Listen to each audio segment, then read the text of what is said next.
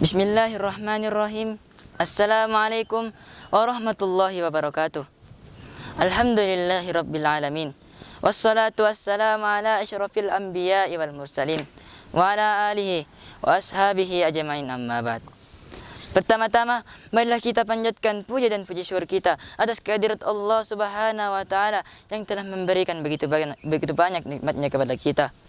Kemudian salam dan salam tak lupa kita kirimkan kepada baginda Nabi Allah Muhammad sallallahu alaihi wasallam yang telah membawa kita dari zaman kegelapan menuju zaman terang benderang seperti saat ini yang telah kita rasakan. Ikhwani fillah rahimakumullah. Salah satu perkara yang sering kali luput dari perhatian para pemuda adalah mempersiapkan bekal untuk menyambut hari akhirat. Banyak di antara mereka yang terlena dengan kesehatan, kekuatan, kekayaan dan kelapangan sehingga hanyut dalam kesia-siaan. Nabi sallallahu alaihi wasallam bersabda, "Kullu ummati yadkhulunal jannah." Setiap umatku pasti masuk surga illa man aba, kecuali yang enggan. Para sahabat pun bertanya kepada beliau, "Wa man ya'ba ya Rasulullah?" Wahai Rasulullah, siapakah orang yang enggan itu? Beliau menjawab, "Man ata'ani dakhalal jannah." Barang siapa yang taat kepadaku, niscaya masuk surga. Wa man asoni faqad aba. Dan barang siapa yang durhaka kepadaku, maka dialah orang yang enggan. Tidak sedikit di antara anak muda yang enggan untuk belajar agama. Menurut mereka, yang wajib belajar agama hanyalah anak-anak yang sekolah di sekolah pesantren atau sekolah Islam saja. Kalau sekolah di sekolah negeri, maka tidak perlu terlalu serius belajar agama. Ada lagi yang merasa udah kenyang belajar agama karena udah bertahun-tahun mondok. Apalagi yang sekolahnya di sekolah yang berlabel Islam, seakan-akan dirinya jadi pintar agama dengan sendirinya. Akhirnya kajian rutin pun malas dan puas dengan agenda-agenda mengerjakan tugas dan healing atau nongkrong bersama teman-temannya. Tidaklah diragukan bahwa perkembangan teknologi dan sistem pendidikan di berbagai jenjang sekolah dan perguruan tinggi merupakan fenomena yang telah merambah ke berbagai pelosok negeri. Banjir informasi dan kemudahan mengakses segala data melalui internet dan media sosial membuat HP menjelma seperti penjajah dan sihir yang mempengaruhi daya hidup dan metode berpikir manusia di zaman ini. Ikhwani fillah rahimakumullah. Untuk apa waktumu? Di antara pertanyaan yang hampir lenyap dari kamus harian pemuda muslim hari ini adalah, untuk apa waktumu dihabiskan? Padahal Allah Subhanahu wa taala telah berfirman, "Wal 'asr innal insana lafi khusr illa alladziina aamanu wa 'amilus shalihati wa tawashaw bil haqqi wa tawashaw bis sabr." Demi masa sesungguhnya manusia berada dalam kerugian. Kecuali siapa ikhwas sekalian? Illal ladzina amanu wa 'amilus shalihati wa tawashaw bil haqqi wa tawashaw bis sabr. Kecuali orang-orang yang beriman, wa 'amilus shalihat, beramal saleh, wa tawashaw bil haqqi, saling menasihati dalam kebenaran, wa tawashaw bis sabr, saling menasihati dalam kesabaran. Quran surah Al-Asr ayat 1 sampai 3. Mengatur waktu dan menggunakan waktu sebaik-baiknya merupakan kunci dari kesuksesan hidup. Sebagian ulama salaf berkata, di antara tanda bahwa Allah telah berpaling dari seorang hamba ialah ketika Allah menjadikan orang itu sibuk dalam perkara yang tidak bermanfaat baginya. Itulah kenapa kita dapati para pendahulu dari umat ini yang soleh sangat perhatian dengan waktunya. Apabila mereka telah menyelesaikan suatu ketaatan, maka mereka akan berpindah menuju ketaatan yang lainnya. Nabi sallallahu alaihi wasallam bersabda, "Ni'matani maqbunun fihi ma katsirun minan nas." Ada dua nikmat yang dimana banyak manusia yang tertipu oleh keduanya. As-siha wal farag, yaitu kesehatan dan waktu luang. Dalam sehari semalam, Allah Subhanahu wa taala memberikan kepada kita waktu selama 24 jam.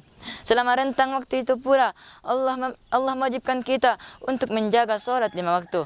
Di antara fungsi salat ialah untuk mengingat Allah, agar Allah mengingat kita dan membantu segala urusan kita. Fadhkuruni adzkurukum washkuruni wala takfurun. Selain itu, salat juga menjadi pencegah dari berbagai bentuk perbuatan keji dan mungkar. Innas salata tanha 'anil fahsya'i wal munkar. Nabi SAW pun menggambarkan salat 5 waktu seperti mandi 5 kali dalam sehari, sehingga bisa menghapus kotoran dosa yang ada di tubuh kita. Ikhwani fillah rahimakumullah. Apa tujuan hidupmu? Banyak anak muda yang bingung apabila ditanya, apa sih tujuan hidup kamu? Seolah-olah mereka baru terbangun dari mimpi indah dan tidur panjangnya. Ada juga yang justru marah bin takjub dengan pertanyaan seperti itu.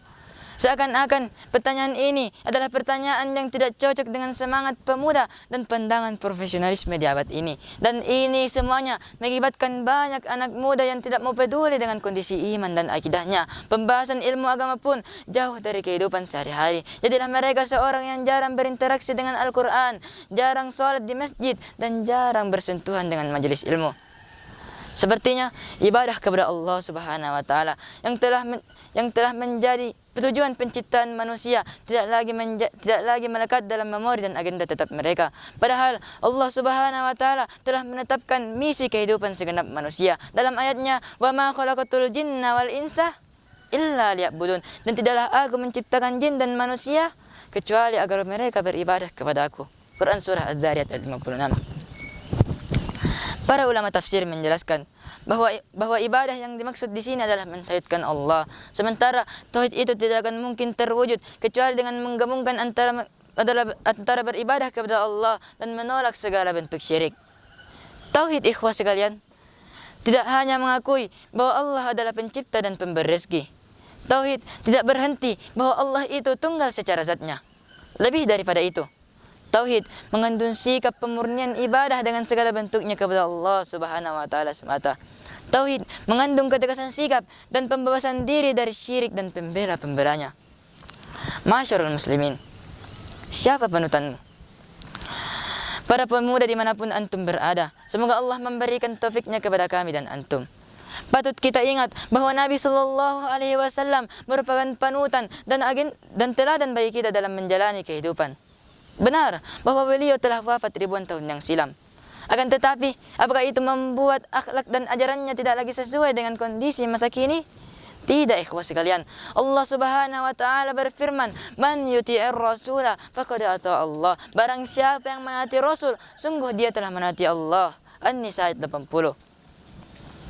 Islam merupakan agama yang sempurna sehingga bisa diterapkan kapanpun dan dimanapun. Islam bukan hanya mengatur bagaimana seorang hamba beribadah kepada Rabb-Nya, akan tetapi Islam juga mengatur bagaimana seorang manusia bergaul dengan manusia dan makhluk yang lain.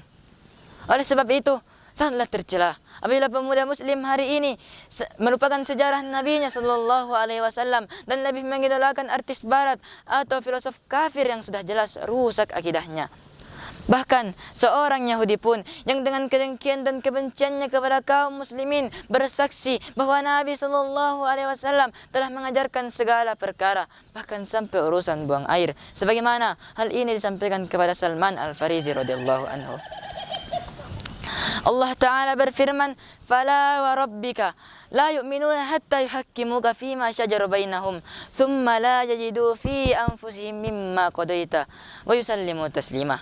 Sekali-kali tidak, demi Rabbmu, pada hakikatnya mereka belumlah beriman hingga mereka menjadikan kamu Rasul sebagai pemutus perkara dalam urusan yang diperselisihkan di antara mereka.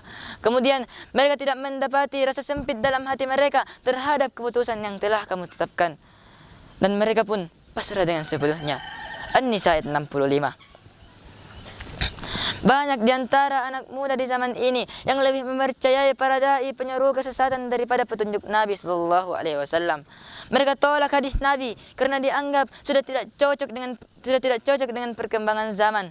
Seakan-akan bukan manusia yang harus tunduk kepada syariat Islam, tetapi Islamlah yang harus tunduk kepada hawa nafsu manusia dan keinginan-keinginan mereka yang dianggap lebih bijaksana.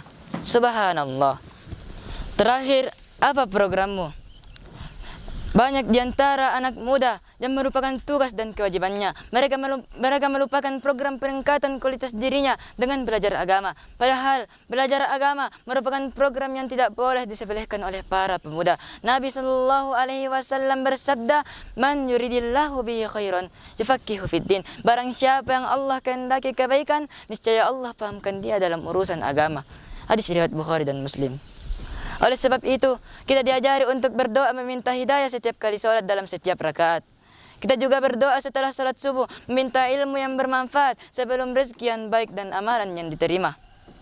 Bahkan Nabi sallallahu alaihi wasallam juga bersabda, "Man salaka tariqan yaltamisu fihi ilman, sahalallahu lahu tariqan ilal jannah." Barang siapa yang menempuh satu jalan dalam rangka menuntut ilmu, maka Allah akan memudahkan baginya jalan menuju surga. Hadis riwayat Muslim. Untuk itu, sangatlah aib bagi para pemuda muslim hari ini apabila teknologi sedemikian canggih tapi tetap bermalas-malasan untuk belajar agama dan tidak mau menyisihkan sedikit pun waktunya untuk duduk di majelis-majelis ilmu di masjid-masjid. Semoga Allah memberikan taufiknya kepada kita semua. Amin amin ya rabbal alamin. Yumkin hada minni wa sallallahu ala nabiyyina Muhammad wa ala alihi wa ashabihi ajmain. Syukran. Wassalamualaikum warahmatullahi wabarakatuh.